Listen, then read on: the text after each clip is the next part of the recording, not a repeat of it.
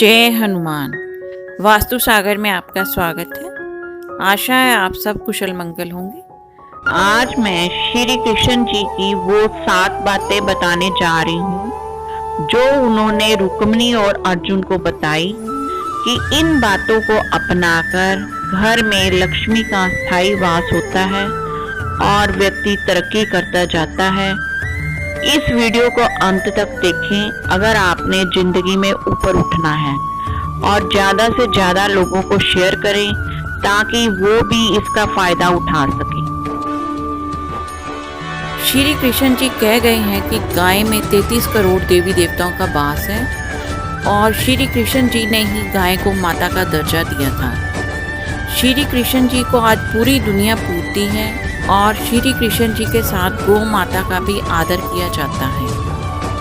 श्री कृष्ण जी ने अपनी पत्नी रुक्मिणी को बताया था कि उन लोगों के घर लक्ष्मी बहुत आती है जो गाय की सेवा करते हैं, गाय को नित्य रोटी खिलाते हैं, और अगर गाय उनके घर के आगे आती है तो उसका खाने की व्यवस्था करते हैं और चारा खिलाते हैं।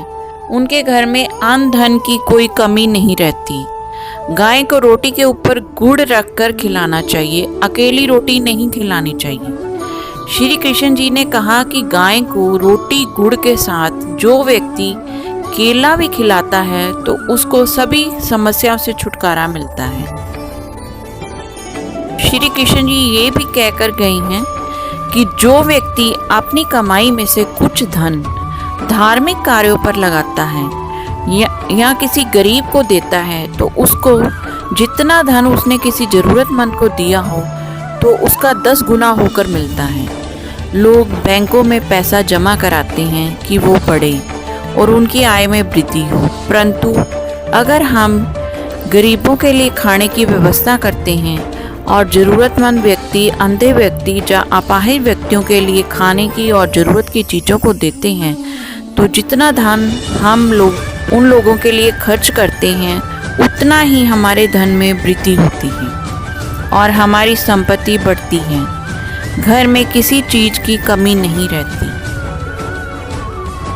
श्री कृष्ण जी ने अर्जुन को समझाया था कि कोई भी काम को अगले दिन पर मत छोड़ो। जिस काम को भी करना है उसी समय करो और अगले दिन अगली योजना बनाओ, तब आप जिंदगी में आगे निकल सकते हैं।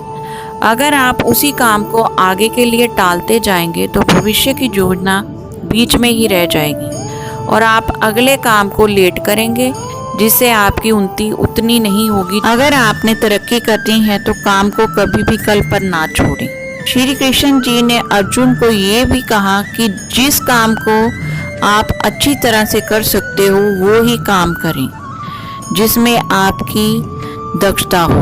अपनी योग्यता के हिसाब से काम करें। जिस काम को आप ना कर सकें उसमें हाथ ना डालें। मेरी एक सहेली जो कि गृह कार्य में बहुत निपुण थी पर वो स्कूल में पढ़ाना चाहती थी, तो मैंने उसको बोला कि तू कुकिंग क्लासेस ले ले जिससे तेरी क्लासेस लेने की तमन्ना भी पूरी हो जाएगी, पर वो मान नहीं रही थी। जब उसको मेरी बात समझ आई उसने कुकिंग क्लासेस लेनी शुरू कर दी जिससे उसने बहुत कमाई की। इसलिए अपने आप को पहचानें और जिस काम को आप अच्छी तरह से करना जानते हो वो ही करें जिससे आपको अच्छी कमाई होगी और आप धनवान बनेंगे। श्री कृष्ण जी ने कहा कि कोई भी निर्णय हो तो आप शांत मन से लें।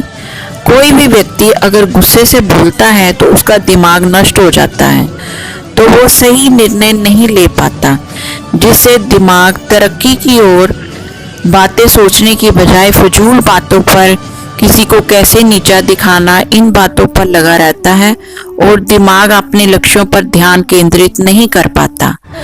अगर आप जीवन में सुख, शांति, समृद्धि चाहते हैं तो शांत मन से निर्णय लें और अपने लक्ष्य की ओर देखें। श्री कृष्ण जी ने कहा कि व्यक्ति को अपने भूतकाल से प्रेरणा लेकर आगे बढ़ना चाहिए। जो कार्य हमने भूतकाल में करके नुकसान उठाया है उन संकटों से हम कैसे उभरे हैं और हर संघर्ष की स्थिति से निकलकर जो विश्वास हमारे मन में आया है उससे हमारे आत्मविश्वास में वृद्धि हुई है और हमारे मन की स्थिति मजबूत हुई है, जिससे वर्तमान में हम हर कार्य हम अच्छे ढंग से कर सकते हैं। हमें अपने पिछले वक्त से प्रेरणा लेनी चाहिए। श्री कृष्ण जी कहते हैं कि हर व्यक्ति अपने बच्चे को अपने जैसा बनाना चाहता है, पर समय के साथ हर चीज बदलती है। इसलिए अपने बच्चे का उचित मार्गदर्शन करें और उन्हें ज्ञान दें, ना कि उन्हें अपने जैसा बनने को मजबूर करें, ताकि आपके बच्चे आपसे ज्ञान लेकर अपने जीवन को अच्छे से चला पाएं और एक योग्य इंसान बने। श्री कृष्ण जी कहते हैं कि मनुष्य के जीवन में मित्र और शत्रु दोनों होते हैं। वो मित्रों को तो शुभ करना चाहता है, पर अपने शत्रु का अशुभ करना चाहता है।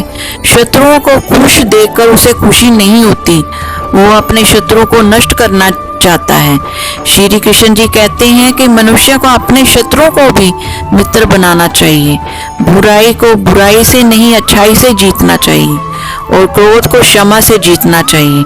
ठंडा लोहा ही गर्म लोहे को काट सकता है। कभी भी अनुचित सोच नहीं रखनी चाहिए, ये आपके प्रभाव को कम कर देती है। इसलिए सभी को प्रेम से रहना चाहिए और शत्रु को भी अपना मित्र बनाने की ताकत रखनी चाहिए, जिससे आपकी चारों तरफ प्रशंसा हो। श्री कृष्ण जी की इन बातों को मानकर आप जीवन में आगे बढ़ते जाएंगे, धन दौलत शोहरत हासिल करेंगे। धन्यवाद।